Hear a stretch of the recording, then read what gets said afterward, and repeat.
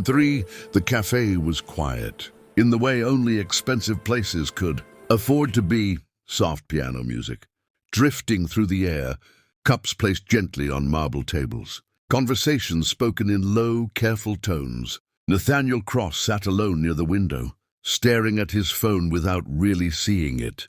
To the world, he was a billionaire investor, a man whose name moved markets and headlines. But inside that moment he was just tired of boardrooms, tired of people wanting something from him, tired of a life filled with money but hollowed of meaning.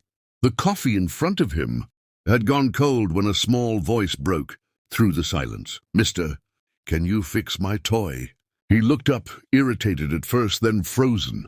A little girl stood beside his table, no older than 7, clutching a battered stuffed rabbit with one ear hanging by a thread. Her shoes were worn, her jacket too thin for the season, and behind her stood a young woman, clearly her mother, eyes wide with embarrassment and fear. Before Nathaniel could answer, the girl added softly, "It was our last gift from Dad."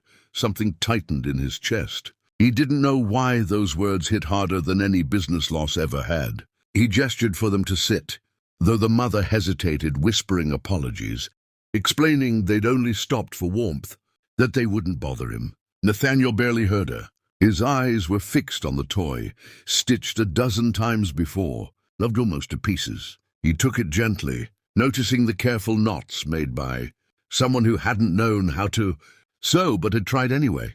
"What's your name?" he asked the girl.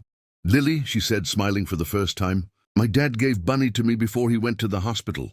The word hospital echoed. Nathaniel felt memories stir, his own childhood, his own father leaving early, not with death, but with silence, which somehow hurt just as much. He examined the toy, realizing it didn't need money to fix it, only time and care. He asked the cafe manager for a needle and thread, shocking everyone. As he worked, Lily watched with awe, as if he were performing magic. People around them began to notice, phones discreetly lifted, whispers spreading. The billionaire, sewing a toy in a luxury cafe, it didn't fit the world's expectations. When he handed Bunny back, repaired carefully, Lily hugged it tightly and then hugged him without warning. Nathaniel stiffened, then slowly returned the embrace, feeling something he hadn't felt in years, connection. Her mother's eyes filled with tears as she thanked him, explaining they'd lost Lily's father to illness, how money had run out, how every day was a quiet fight to stay hopeful. Nathaniel nodded, but something inside him had already shifted. As they stood to leave, Lily turned back and said, "Thank you for fixing Bunny. Daddy would like you." Those words followed Nathaniel long after they walked out the door. He sat there, unmoving, realizing that for the first time in years, someone had needed him not for his upuri wealth, but for his humanity. And if this moment touched you even a little, remember, stories like this remind us why kindness matters. So take a second to subscribe and stay with us for journeys that can change the way you see the world. Nathaniel Cross did not sleep that night, not because of market volatility or pending acquisitions, but because every time he closed his eyes, he saw Lily's small hands clutching the repaired toy and heard her say, "Daddy would like you." Those words echoed louder than applause ever had. By morning, the cafe moment had already begun spreading online. Blurry videos, short clips, captions filled with disbelief about a billionaire sewing a child's toy. His assistant mentioned it nervously, asking if they should issue a statement. Nathaniel waved it off, but inside him something restless had awakened. For the first time in years, he wanted to know more, not about profits, but about people. He asked the cafe manager for the mother's name, learned it was Sarah, a widow working 2 part-time jobs, barely holding her life together with discipline and quiet dignity. Nathaniel drove himself that day, something he rarely did, letting instinct guide him instead of schedules. He found Sarah and Lily in a small apartment building on the edge of the city, the kind of place where elevators broke often and walls remembered too many winters. When Sarah opened the door and saw him, her shock turned quickly to fear, as if she'd done something wrong. Nathaniel assured her he was only there to return something. Lily had left behind a small button from Bunny's jacket. Lily's eyes lit up when she saw him, and she proudly announced Bunny was sleeping beside her every night again. Inside the apartment, Nathaniel noticed the details others would overlook. The medical bills stacked neatly, the fridge sparsely filled.